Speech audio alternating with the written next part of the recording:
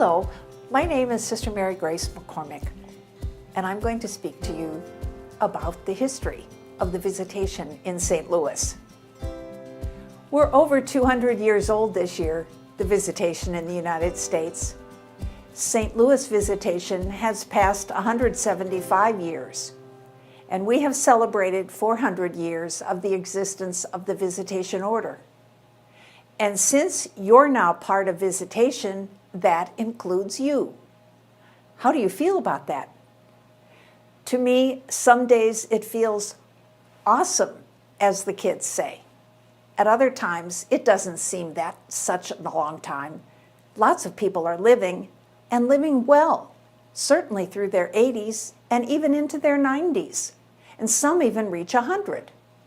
So what's 200 for an institution? Well, there is lots of history that's happened concurrently and maybe influenced Visitation, and hopefully some ways that Visitation has influenced some of this history. So it's my privilege to sit with you and turn the pages of the family album, pointing out significant events and people, telling the tales that go with these events and people, so that you can begin to know or maybe be reacquainted with the whole family, can make the story yours, and can in turn hand it on. Certainly you won't get it all today, but we have to begin somewhere. And hopefully this brief acquaintance will give you an outline to attach more people and events to as your days at Visitation continue.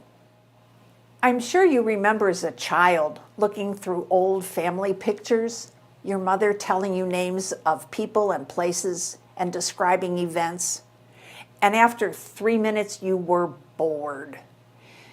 Later, when you were a teenager, maybe you were interested in the different boys in pictures with her, and you certainly laughed at the weird outfits people wore. Still later, you may have gone back to those pictures to help work out a genealogy for your family at a time of a special wedding anniversary.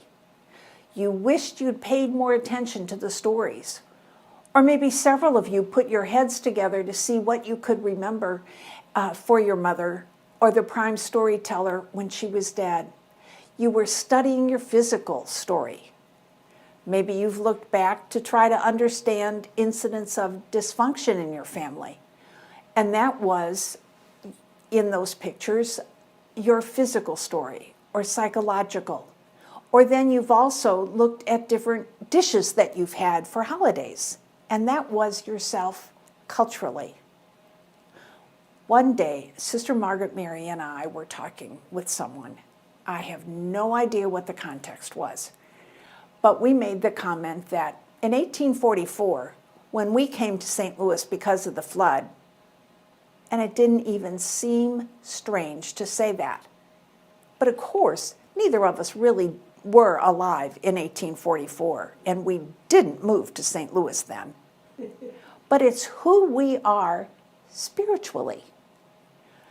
We have been part of that story, and that's part of our experience of God and how we live in relationship to God in that story. We have blended our individual lives and histories with that larger tradition, and so have you. And so we ask you to think about that way of living as you hear these stories today. The St. Louis Visitation can become part of your story, and you become part of the Visitation story. Some of you have heard this story.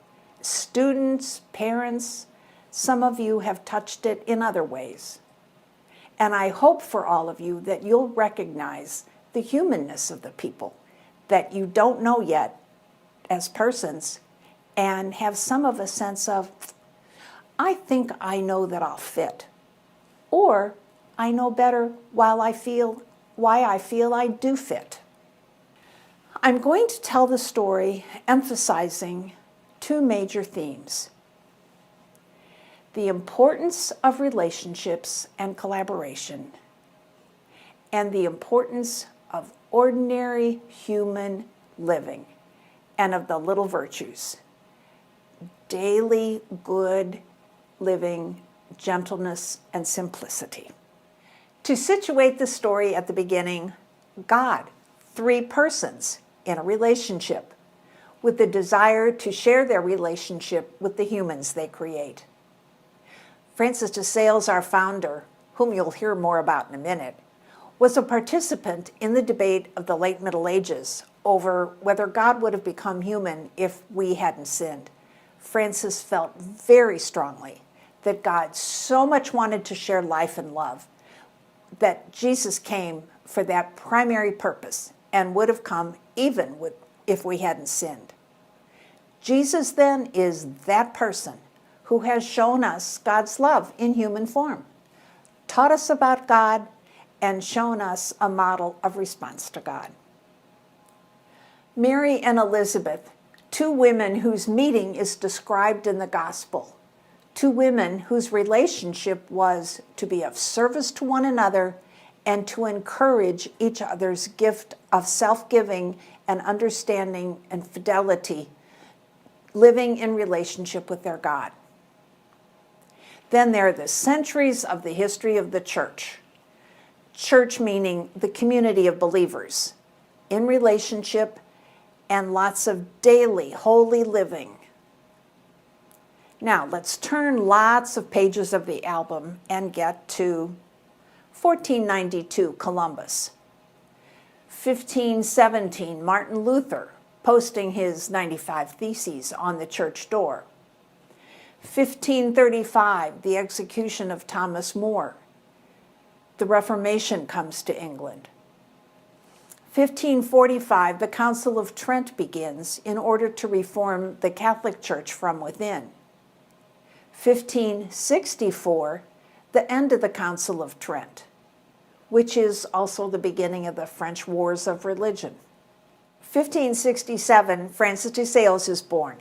1572, Jane Frances de Chantal is born. And about 1600, the edicts of the Council of Trent are published in France. 1603, William Shakespeare is writing his plays, and Elizabeth I dies.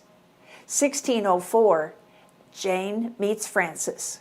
1607, Jamestown, Virginia is founded. 1610, the Visitation Order is founded in Annecy in Savoy. 1611, the King James Bible is published. In 1616, William Shakespeare and Miguel Cervantes die. The Treatise on the Love of God is published, and the second house of the Visitation is founded in Lyon, France. Galileo was silenced by the Catholic Church. 1620 is the foundation of Plymouth Colony, Massachusetts. 1622, the death of Francis de Sales, and 1641, the death of Jane Frances de Chantal. These historical points give reasons why certain things are significant for events happening at the time and for the folks in our picture album. They're not necessarily so important for us, but if your parents or grandparents were raised during the Depression, you know it explains lots of their actions and beliefs, and you don't necessarily want or need to live by those dictums. Our community history, and therefore the story of who and what Visitation is, begins with the meeting and relationship and collaboration of Saints Francis de Sales and Jane Frances de Chantal. Francis was a young nobleman born outside Annecy in the independent Duchy of Savoy. The town's about 50 miles south of Geneva. He was the oldest of 8 children. He was educated by the Jesuits in Paris, and then he went for further studies to Padua for civil and canon law. He suffered a period of intense trial when he was about 19 years old, and it centered around predestination, not an especially hot topic for our day, but Calvin taught that God knew who would go to heaven or be saved. So believers only needed to beg for it and deeds didn't really count. Francis began to feel that he was not among the saved. The ultimate resolution of his crisis came following a prayer that if he wasn't destined to love God in eternity, he wanted to love God as completely as possible each day he was alive. And the peace he experienced after that prayer was an experience of a loving God, which was the major focus of his life from that point on. It may have been the first use of the one day at a time motto. He had studied canon law in Padua for his own interests, along with the civil law which his father expected would prepare him for positions in Savoy's government. It took quite some time and some maneuvering before his father allowed his oldest son to be ordained. He first spent some years of missionary work in the mountains between Annecy and Geneva, dealing with convinced Calvinists as well as the little people who remained Catholic in their hearts, in an era which determined religious practice by noble edict, the sword, and monetary rewards or fines. His approach was to reason calmly, to respect those who differed from him, and to draw others toward the loving Christian life that he experienced. He had printed and then placed on trees some of his thoughts and sermons, so that those who were not able to come to hear him for fear of ridicule or punishment could consider in their own time. This is one of the reasons he is the patron of writers and journalists. After some years of this missionary activity, he was chosen as coadjutor or assistant Bishop of Geneva in 1599. He only went into his see city of Geneva twice in his life. His residence was Annecy because of the Reformation. In 1602, he became bishop. His style was pastoral. He taught catechism, heard confessions, preached in various areas, and in preaching in Dijon in 1604, he met Jane Frances de Chantal. He undertook the spiritual direction of quite a few women, for which he was criticized for wasting his time. He promoted the education of priests, and he said that education is the eighth sacrament. He advocated the reform of religious communities, dealt with nobility, especially the Duke of Savoy and Henry IV of France. He had at one point in these years a servant who was deaf.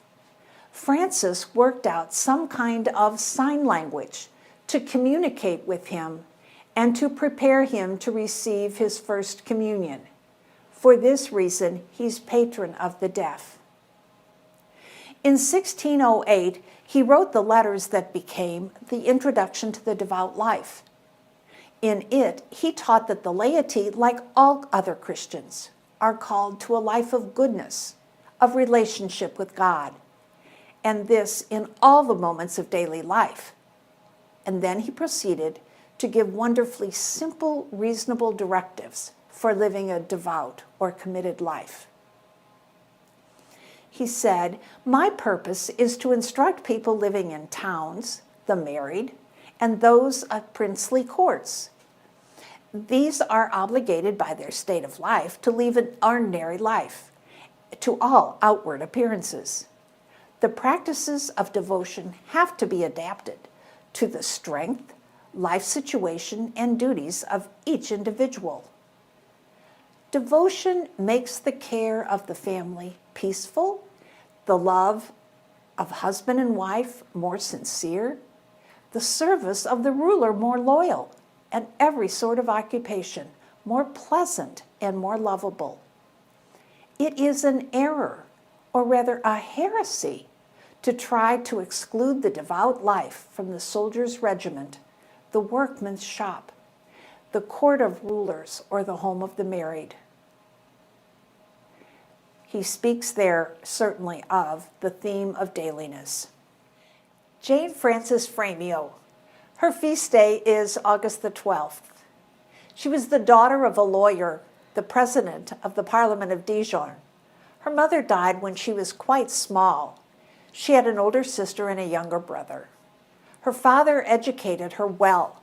She too was caught in the religious events of the day, but particularly it was waged by different parties. Her father and brother were threatened, and she was sent to live with a married sister out of harm's way. At the advanced, late, old age of 20, she married Baron Christophe de Chantal. It was a happy marriage in those days of arranged marriages, arranged for the good of the family's fortunes or lands or social positions. She and her husband were very much in love. From that marriage, there were 6 children, 4 of whom lived past birth. When her husband was at home on his manor, Jane turned her considerable social skills to entertaining, as was the custom for a baroness. When he was away, usually in wars or in attendance at court, she turned her whole attention to managing the estate, but also in running an apothecary and a soup kitchen, and to visiting the sick. Christophe was killed in a freak hunting accident. Friends hunting on the estate without hunter's orange, and Christophe was fatally injured a few days after their youngest daughter was born, and Jane was devastated. This was her great time of turmoil. She struggled to understand the meaning of her life and the awareness of a new sense of God and a feeling that she wanted to respond to God with her whole self as a religious. Meanwhile, the life she was living was strange. Her father-in-law had said he'd disinherit her children if she didn't come live with him. He was living with a servant by whom he had at least 5 children. The old man was irascible. The woman treated Jane as a servant, and Jane endured long years of this strange arrangement. In 1604, she met Francis when he came to Dijon to give a series of Lenten sermons. This was the era of the great orators, and Francis was already well known. Francis' beautiful ways of expressing himself, trained as he was in the rhetorical methods of the day, are not Jane's. She's much more direct, uses few images. In a new edition in French of her works, new translations, and new critical studies, she emerges as a strong woman, a capable woman, a passionate woman, and a woman whose years spent in relationship to her husband and then to Francis were very fruitful years, fruitful in their children and then in a new religious order. When they met, Jane began to talk to Francis about this desire of hers to belong to God as a religious. She had earlier found a spiritual director who had a great number of practices of piety that he laid on her, and he expected them to be rigidly adhered to. Francis helped her to live devoutly as she was, as a widow, with 4 young children and 2 estates to manage. But they also began to talk of a dream that each of them had, and that became a common dream. Francis guided her to trust her own instincts, to place herself before God and to relate to God in her own way, not according to a rule, but as God was leading her. She brought up her children and the sisters and superiors of the Visitation later to encourage each one as an individual. But she had a hard time allowing that for herself, and she needed lots of encouragement in those early days. In turn, Francis learned from her many gifts, especially from her way of prayer, to be even more open to a variety of forms of relating to God. The Jesus that Francis and Jane were most taken with was the Jesus in Matthew's Gospel who says, "Learn from me because I am gentle and humble of heart." The motto of the Visitation, Live Jesus, encourages us to let that gentle and humble Jesus live in us. In 1610, Jane's children were provided for, the teenage son set off to learn his proper social skills in another manor house. One daughter married to Francis' brother Bernard. Another daughter died, and Francoise, Jane's youngest daughter, came to the convent with her mother. So the Visitation Order was begun, Trinity Sunday, June 6th, 1610, with Jane, a friend of hers from near Dijon, and a young woman from Annecy, the daughter of Francis' dear friend Antoine Favre, and a servant that Francis had met in the Chablais. It was assumed that there would be times when the women would have to return to their homes to take care of business.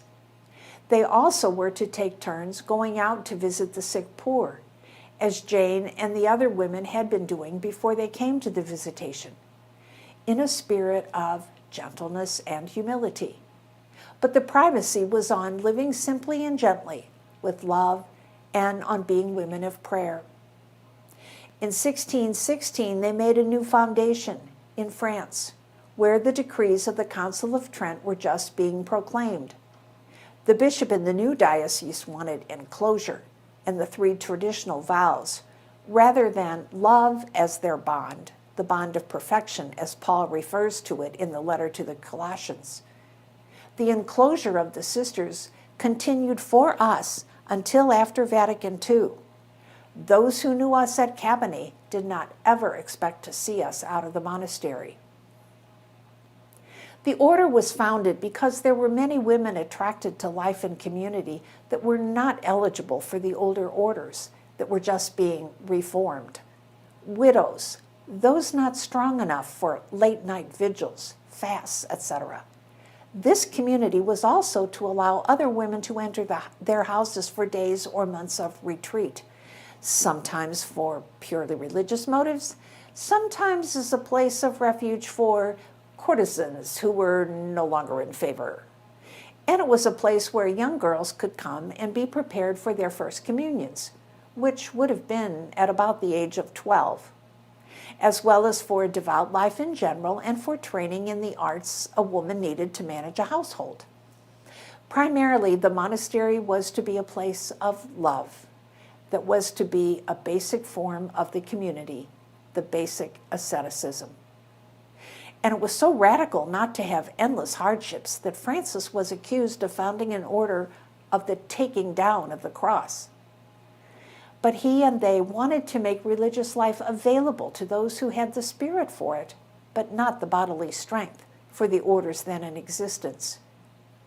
In one of Jane's talks to the community, she was reflecting on martyrdom, the early model of sanctity. But she said there's a martyrdom of love, living always with love to the fullest extent of one's power.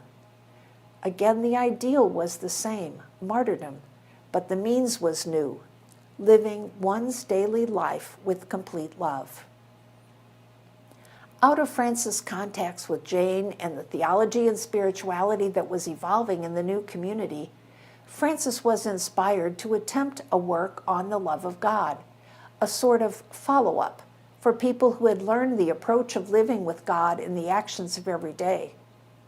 The living and the actions led for the early sisters very quickly to a type of prayer that accompanied that approach, to a prayer of simple regard, a simple resting in the will of God in all things.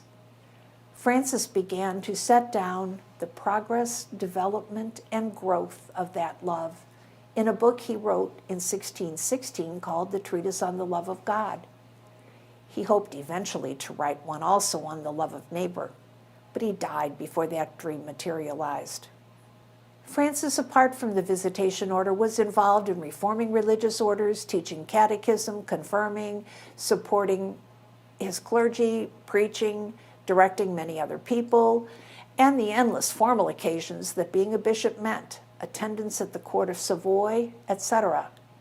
He died in 1622, leaving Jane to continue to form the Visitation Order from her own experience as mother, companion, estate manager. She lived another 20 years after Francis' death. Besides the growth of the order, she saw the death of 2 daughters, one preceded by the death of her small grandchild. Her son also had been killed, at least fighting in a bona fide war rather than as a result of the duels he kept fighting, and which were illegal. It is this son's daughter who became the famous Madame de Sévigné of French letters and letter writing. Jane's early companions in the Visitation also preceded her in death. The order grew. In 1641, when she died, there were 80 houses of the order, including some in Switzerland and Italy. She had become a spiritual director to many persons, not only to religious and several men, but even to her brother, the Archbishop of Bourges. She was recognized as a saint by many of her contemporaries, especially by Vincent de Paul. 20 years after Jane's death, a young woman, Margaret Mary Alacoque, entered the Visitation community at Paray-le-Monial. There was much of love and hearts in the writings and oral traditions of the founders of the Visitation, so when Margaret Mary became aware of Jesus' presence to her, it's no surprise that it was as the Sacred Heart that she saw him. Jesus' message to her in this time of intense Jansenism, from 1673 to 75, was that God loved all people, wanted to be loved in return, wanted people to receive Jesus in the Eucharist, not avoid him because they felt themselves unworthy. Margaret Mary also was blessed with a friend who helped her see clearly how she was being gifted, helped her speak clearly of it, and was the instrument to spread that news abroad, Saint Claude La Colombière. He was a Jesuit, confessor and spiritual director of the Paray community, later a chaplain to the Queen of England, and a superior of various Jesuit houses in France. He was the impetus to spreading the devotion to the Sacred Heart beyond the confines of the Paray Monastery. Again, another relationship in our history that bore much fruit. Margaret Mary's feast day is celebrated on October 16th. Turn more pages of the scrapbook album to 1785. Philippine Duchesne enters the Visitation of Grenoble. More about her later. 1790, Carmelites come to America, to Maryland. They are the first religious in the new United States, founded as a proper community with trained religious sent to a new area. The French Revolution is in full swing. 3 Irish women, Alice Lawler, Maria McDermott, and a Mrs. Sharp, who live in the Philadelphia area, find each other and become associates of Leonard Neale, one of about 14 priests in the United States. 1792, Annecy Visitation is closed for 30 years because of the French Revolution. 1799, the 3 women, these pious ladies, feeling called by God to religious life, finally settle in Georgetown, next to Georgetown University, where Leonard Neale, one of 5 Neale brothers, all Jesuits, until the suppression, just made president of the university. At the time of the celebration of this 200 years of visitation in the United States, extensive archival work was done to flesh out the early days in honor of the American Visitation Bicentennial. Some of the points that came to light are the flexibility of these early pious ladies. They had some of Francis de Sales' writing in what was known as a Manual of Devotion, The Garden of the Soul. The author had freely paraphrased much of the introduction to the devout life, and the women responded positively to the spirit they found there. So they could be said to have grown into the Salesian way and become attached to it, rather than to have been taught it, as in more ordinary foundations. Later, when they acquired a copy of the Rule of the Visitation in the Spiritual Directory in French, they were confirmed in their sense that this was the type of life to which they felt called, and also which would be adaptable to conditions in the capital at the time. There was much anti-Catholic sentiment in the United States, and the openness of the women to visitors of the area including those connected with the new federal government that had come to town the same year that the Pious Ladies had begun to live as a community. Their visibility on the streets of the city as they went to do their shopping or walk to Mass, their practice of earning their own living, besides their school for boarders and their free school, also their washing for Georgetown University. All these American practices, encouraged by their American founder, Leonard Neal, helped their beginnings greatly. These women began the first Catholic girls' school in the 13 original colonies, and it was not college prep in those days. The first 3 women were Irish immigrants, so they were not well educated because of the Irish penal laws. But some of the new members who joined the community had more extensive education. And then Father Joseph de Clariviere, a French cleric who fled for his life from trying to blow up Napoleon, came as a chaplain for the sisters. He acquired scientific apparatus for the school, so it was a good education for its time. Another addition was the excellent teaching skills of Mrs. Jerusha Barber, Sister Augustine as we know her. Her daughter Josephine came on our foundation and was the chronicler for our community history for many years. Sister Maida Ann Gall, a visitation sister from Georgetown and their historian and archivist, draws the parallels between the 2 bishops. Leonard Neal was appointed Bishop of Baltimore then in 1815. Each of these bishops, Neal and Francis, was attempting to provide for the people of God in a particular time and place. They were prayerful, careful men who didn't impose a rule. They waited, studied the women who were making up the core of their communities, and from the women's spirit, they attempted to discern the will of God to see what fitted them. So now, in 1816, Rome agreed to accept the Pious Ladies as members of the Visitation Order. This is 17 years after they've begun living as visitandines. Annecy does not have a clue. 1818, Philippine Duchesne arrives in St. Louis. 1822, Annecy Visitation is reestablished. And from then on, there have been some good and some less wonderful moments of history because of our schools. This was a very strange way for a group to get started, to get themselves together, and then to decide what order they wanted to belong to, and then get the bishop to get Rome to agree to admit them. The Carmelites in Maryland, the Ursulines in New Orleans, and in Montreal, Philippine, they were sent by the orders. Elizabeth Seton started her sisters, and then they eventually also did join the Daughters of Charity. Other groups, the Sisters of Loretta, the Dominicans in St. Catharines, Kentucky, began and stayed American congregations. A particular problem for the French sisters was our schools. But Jane had brought her daughter, Françoise, into the monastery with her when Visitation was founded. Her education in the proper learning for a young girl would have been at home or entrusted to a group of religious women. It was the custom of the time. They would learn needlework, reading, maybe music, and religion to prepare them for their first communion. Margaret Mary was in charge of the girls who were at Paris preparing for their first communion for some years. 3 of St. Therese of Lisieux's sisters went, for the same reason, to the Visitation of Le Mans, where Madame Martin had a sister who was in the community. Philippine Duchesne was a student at the Visitation of Grenoble. She entered that community, but it was disbanded by the French Revolution before she could pronounce her vows.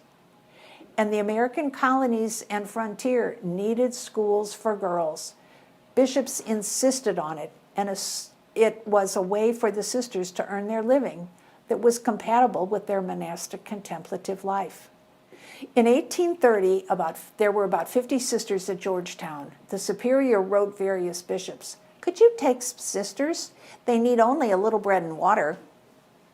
Bishop Rosati responded, The religious of the Sacred Heart are here in St. Louis, but Colonel Menard in Kaskaskia across the river wants education for his daughters. Kaskaskia had been the Versailles of the West. The Jesuits had had a college there. The population was 14,000 before the American Revolution, but it wasn't much at the time the sisters arrived. In 1833, 8 sisters and 1 postulant came to Kaskaskia near Perryville. They are led by Mary Agnes Brent. On May the 3rd, some of the sisters will wear the habit to remind people of that day.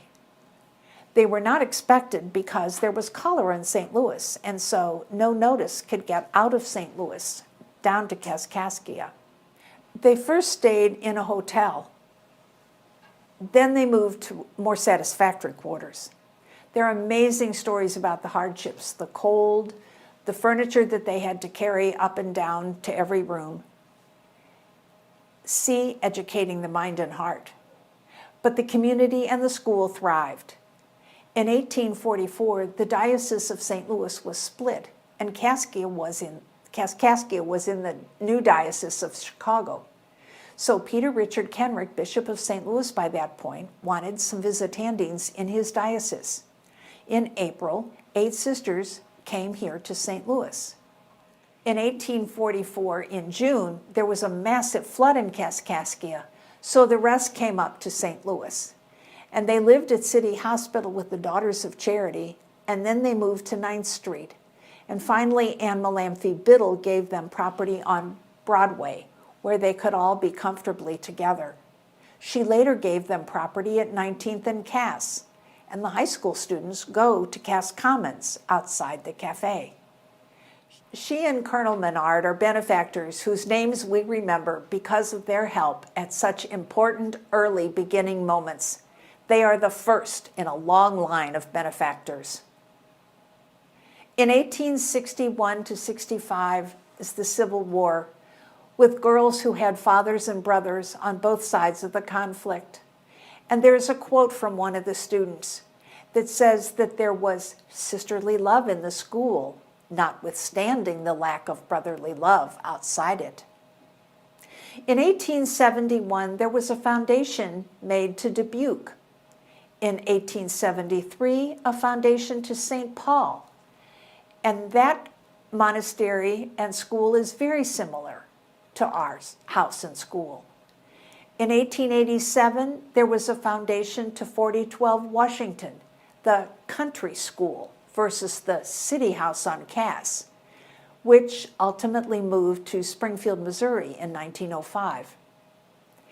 In 1892, there was a move from the industrial area on Cass to Cabany and Belt, near the end of nowhere.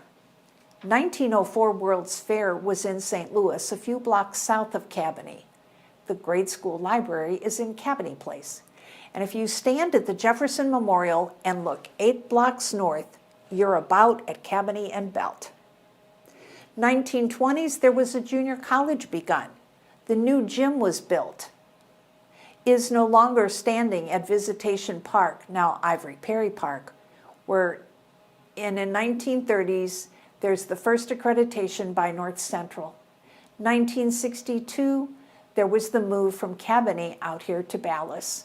It was the time of Cardinal Ritter and Vatican II. The changes following Vatican II included those of habit. Our silver cross is from the original habit. There was a time also of greater communication and collaboration with other visitation houses, especially those with schools, though each house remains independent. But you can hear us talking about a meeting of sisters in our federation. In 1989, there was a foundation made in the inner city of Minneapolis with 3 of the 4 founding sisters coming from our St. Louis house. In 1992, 5 sisters from our house in Rock Island came to join us. After 125 years in that city, the community became quite small, and it was difficult to sustain a monastic life. That house closed, and we welcomed ultimately 6 sisters. In 1994, in doing some long-range planning, we decided to undertake a major renovation of our monastery, and 19 of us lived at the convent at St. John's, now Mercy Hospital, and 9 of us lived at Mercy Center on Geyer Road. In 1998, 7 sisters were beatified from our house in Madrid, in Spain. They were killed during the Spanish Civil War. In 1986, we established a lay board of directors for the academy, and we installed the first lay head of school, Isabel Lenhart. In 2003, we began the St. Louis Academy Association of the Christian Faithful, a canonical structure approved by the Archbishop that will ensure that visitation remains Catholic and Salesian even when there are no longer sisters able to be part of the governance. We sisters want the school to continue. It will certainly be different in many ways from what was generically known as Cabiny, when there were only 1 or 2 lay teachers, a boarding school, etc. But the intention is also that it be similar in spirit, in inspiration, in the family celebrations that I'm highlighting today.